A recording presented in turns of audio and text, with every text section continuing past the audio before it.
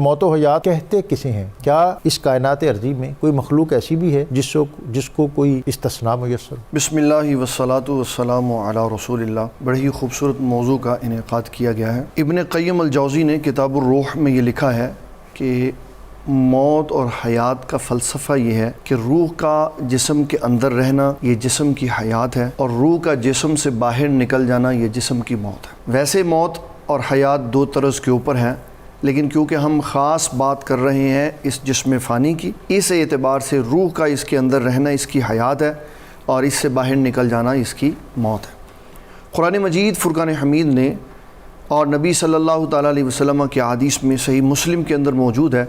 کہ یہ جسم اللہ تعالیٰ زندہ فرما دیتا ہے جب تیسرے مرحلے میں 42 راتیں گزرنے کے بعد اس کے اندر روح داخل کر دی جاتی ہے۔ پھر اس روح کو اللہ تعالیٰ جب جسم میں داخل فرما دیتا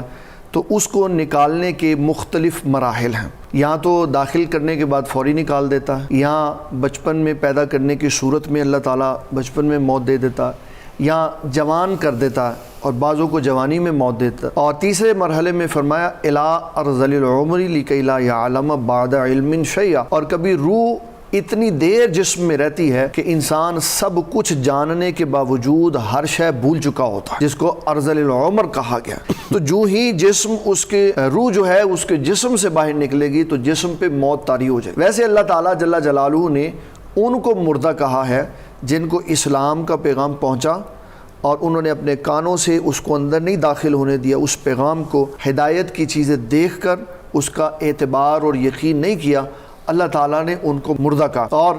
اس کی مثال سورۃ النحل میں اللہ تعالیٰ نے اس طرح بیان فرمائی اِنَّكَ لَا تُسْمِعُ الْمَوْتَى، اے میرے حبیب صلی اللہ علیہ وسلم آپ ان مردوں کو نہیں سناتے۔ ان مردوں سے مراد ہے کافر جو حضور پاک صلی اللہ علیہ وسلم کی مجلس میں آ کر بیٹھ کر اسلام اور دین کا پیغام سن کر اپنے پلو جھاڑ کر چلے جاتے تھے، تو فرمایا آپ پیٹھ پھیر کر جانے والوں کو اسلام کا پیغام نہیں سنا، یہ بھی مردے ہیں۔ یہاں ان مردوں کی بات ہے جو طبع انسانی میں روح جسم میں داخل ہونے اور پھر نکلنے کے پروسیس سے گزرتے۔ اسلام نے ہمیں یہ بات سمجھائی ہے کہ موت فنائیت کا نام نہیں، جبکہ قرآن مجید کہہ رہا ہے کل من علیہا فان، ہر شے فنا ہو جانی، کسی کو استثناء نہیں ہے۔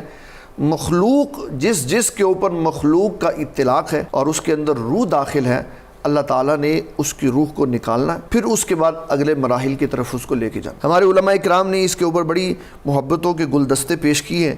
کہا اگر کسی نے دنیا میں آ کے فوت نہ ہونا ہوتا تو واحد ذات ہمارے آقا صلی اللہ علیہ وسلم کی تھی کہ وہ دنیا سے تشریف لے کے نہ جاتے،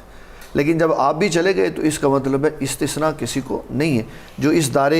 دنیا میں آیا ہے اس نے دار عقبہ کی طرف برزخ کی طرف جانا ہی جانا ہے، اور اللہ تبارک و تعالیٰ نے موت اور حیات کو بنایا ہی اسی لیے ہے تاکہ انسان اپنی اس زندگی میں اس زندگی کے معاملات کو بہتر کرے اور آخرت میں حساب دینے کے قابل ہو سکے۔